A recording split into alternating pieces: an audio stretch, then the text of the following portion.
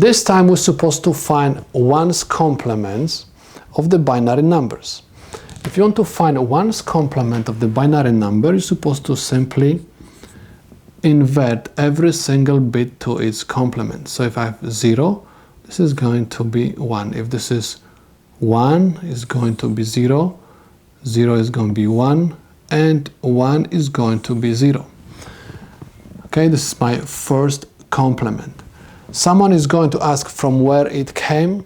It came from subtraction. You simply have to subtract from the highest 4-bit binary number. Someone is going to ask why 4-bit, because my number has 4 bits. That's why I am going to use 111, which is the highest 4-bit number, and I'm going to subtract from this 4-bit number whatever I have in my problems. I have 0, 1, 0, 1. If you are going to perform subtraction, 1 minus 1 gives me 0, 1 minus 0 gives me 1, 1 minus 1 gives me 0, and 1 minus 0 gives me 1.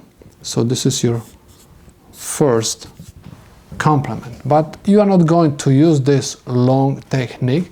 You are going to simply find the complement of each bit of every number which is supposed to convert to 1's complement.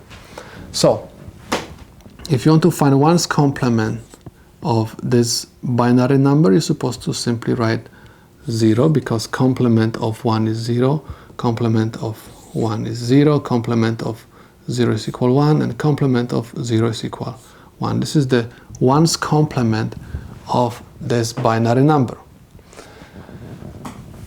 Okay, 1's complement of this number is going to be 0, 0, 1, 1, 0. Okay, so these are the solutions to my problems.